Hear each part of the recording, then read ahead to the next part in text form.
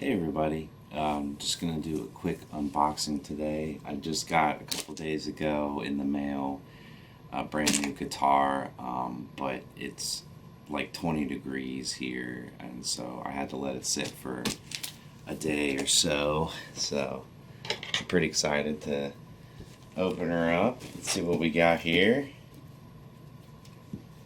I don't even know where to begin with this guy.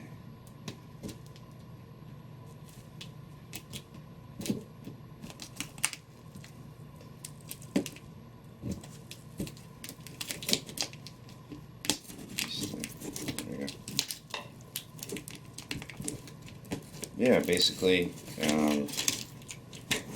I had a baritone electric guitar, and it was really nice. It had EMGs, sounded really great, but it had a really long scale length. So I'm trying to find something I could tune down to a baritone. There we go. But not have to make it such a stretch to do some chords and stuff. Alright. Looks good. A lot of packaging stuff in there.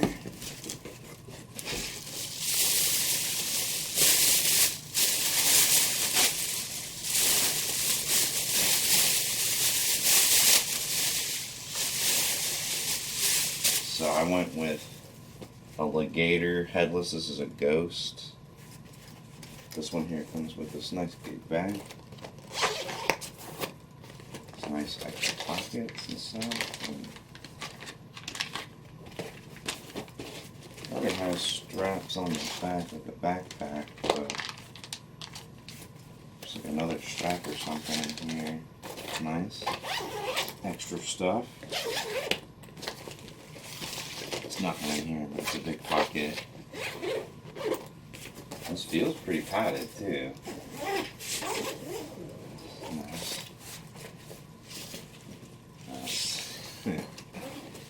Still covered up. So, on top here, looks like some Allen keys and stuff. Which I'm gonna need it. Yeah, I went with the 6-string multi-scale. Oh, it's the Headless. So this is the G6FP.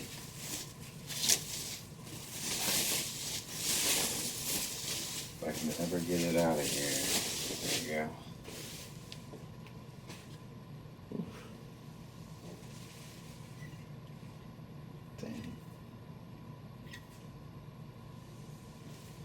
Made in Korea. Nice roasted maple on the neck. Feels really good. Looks good. So nice. I think they call it iris fade. It's like light purple up here, and it gets to a dark purple down there. It's almost kind of pinkish up here, and then it ends purple. Really nice.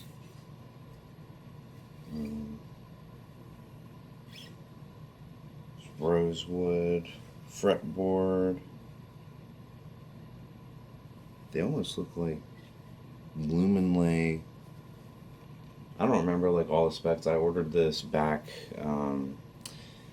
in late 2025, so it's been a couple of months.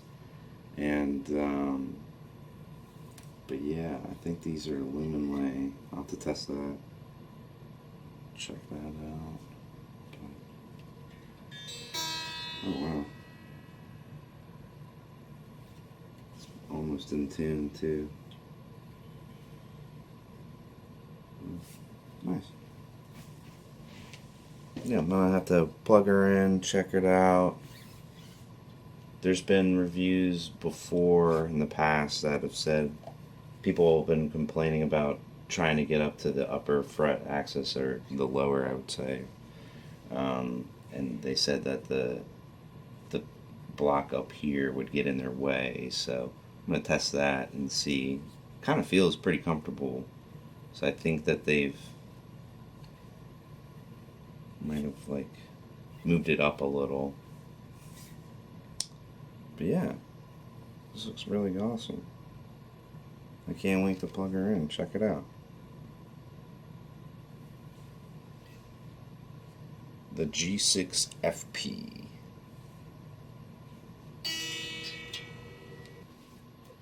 So I've had the Legator Ghost for a couple days now, and to be honest, I have no complaints.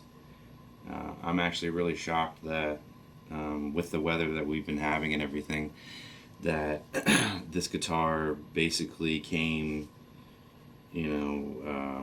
pretty, not like super low action, but really playable. Was basically in standard tuning, which is pretty funny. Even though I'm not gonna leave it in standard tuning. It's holding its tuning pretty well and everything like that. So it's been working out really well. But yeah, I am definitely gonna get some thicker strings. I'm gonna tune this down. Thinking A sharp, and just kind of have something that's that low tuning but really playable.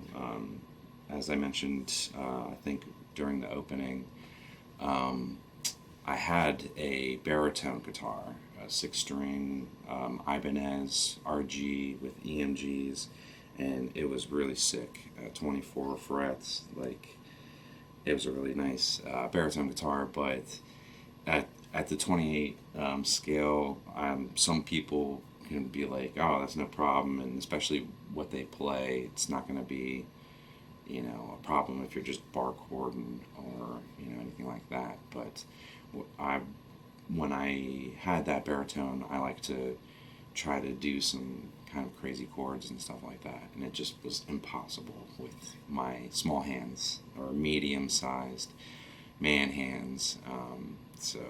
I know a lot of people have larger hands, no problem or anything like that, but for us smaller hand people, it's a little bit much to try and stretch, and it just kind of felt like I'm straining when I don't really need to. So yeah, that's why I got this Headless too, was to have something that was just, you could play for days and just have no cramps or no problems and everything like that.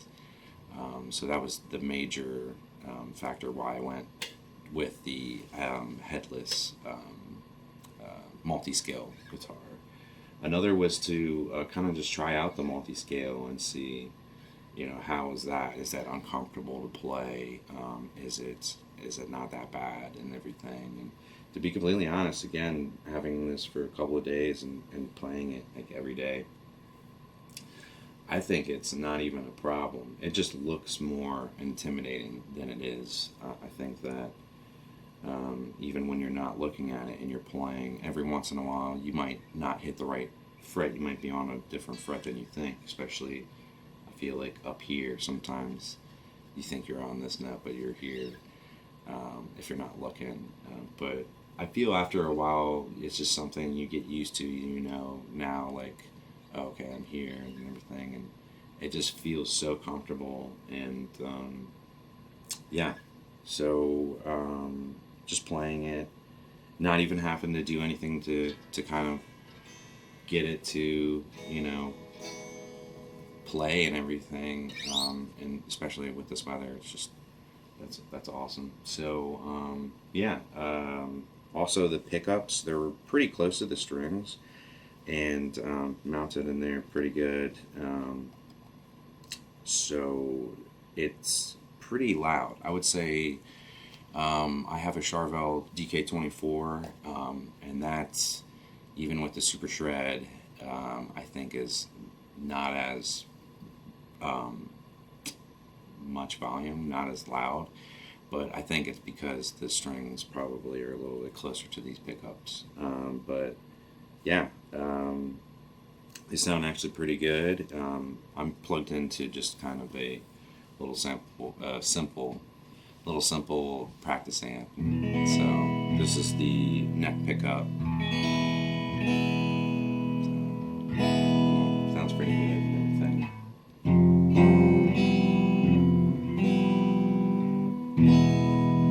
And then this is both pickups. So you get a little bit more brightness out of it. You get that kind of treble and stuff like that.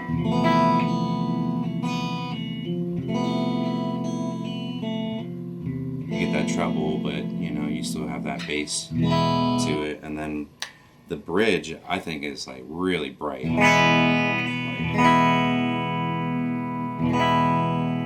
really bright, and it has that kind of mid honk. But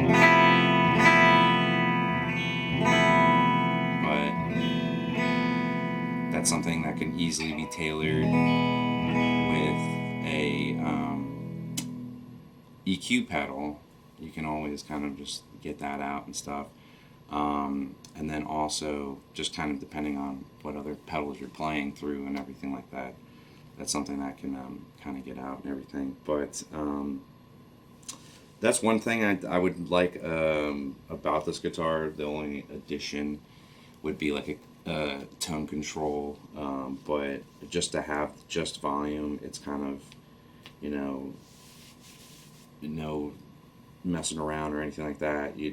It's on and then ready to roll and stuff like that. It's the most direct way of playing anyway. So again, having an EQ pedal, or just depending on like what kind of overdrives or what kind of different pedals you're playing with it, it's gonna obviously tailor the sound, and so you don't need to do too much with it. And it's not like the bridge is bad or anything, just it's very bright.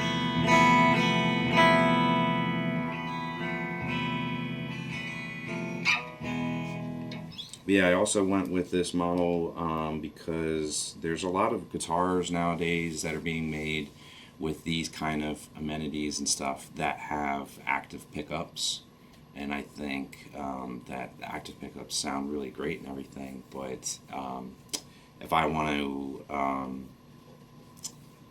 like either do a preamp kind of sound or boost it, I would rather just use pedals than I would to have the active pickups and stuff like that. So even though the EMG80 and all those other like active pickup stuff, the Fishmans with the different voicings, they sound fantastic, but it's like I don't know, just something about the passive pickups. And again, if I want to boost it all and have that kind of different sounds, I can do it with pedals, just to have something that's a little bit more just kind of passive tone, and then just go from there. And again, a lot of the options out there is just like active pickups, and so I was just kind of trying to find something that would sound good in multiple genres as well, not just like a metal guitar.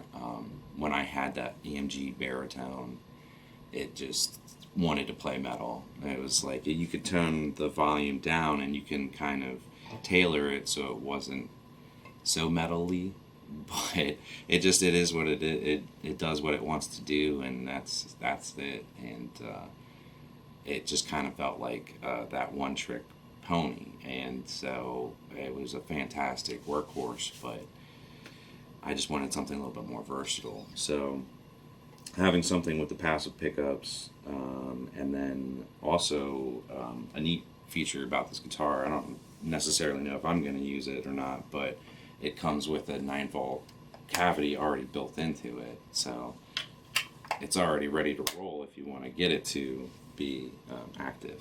If you wanted to have the Fishman pickups instead of these, it's an easy, instead of having to kind of have somebody drill this part out and have to install that, it's already ready to roll. So it's another neat feature. I was debating if I do get actives, maybe I'll put like P90s or something like those Fishmans.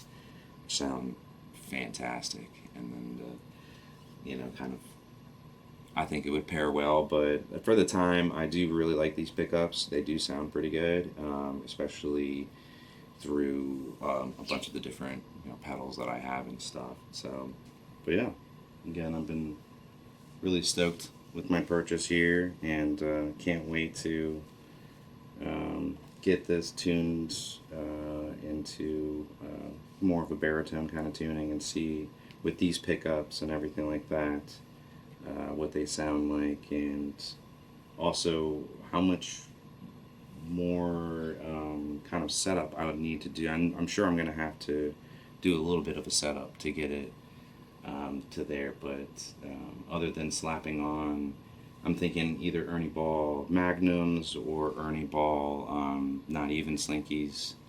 I was thinking something with like a wound G, because when you kind of in that lower tuning, some people prefer the where the G is still plain, and if you have it like thick enough or whatnot, and it sounds good and everything. But I just like the sound of it wound. It's kind of a little bit like, I guess, warmer or so, but that's just my preference. So one of those two I'm gonna slap on here, and again tune it down and everything like that. But yeah, super stoked. But yeah, other than that, if you get a chance to try any Legators, especially within the last like couple of years, I would recommend trying these, because every single one that I've picked up has just been like so nice to play, so easy and so comfortable. And if I had the money, I would definitely go for the one with the pale ebony moon fretboard. They look so unique and beautiful, in my opinion. And the kill switch that lights up and everything, I just think that all the stuff that Legator's been doing with their more expensive models is really awesome. But yeah, even the more affordable ones just been like really great workhorses. They just feel really great. These are Luminlay, so the L glows super bright, and these dots on the fretboard, because they're really big, they glow like really well. The side dots, they glow, but because they're a little bit smaller, they're just a little bit harder to see. And especially, I think, because of how bright like the bigger ones are on the fretboard, it just overpowers your sight. You don't even have to look at the fretboard. You can see from the side, like where the fret markers are and stuff. That's how bright they are. So been really great. So yeah, highly recommend trying out Legators and everything like that. And until the next one.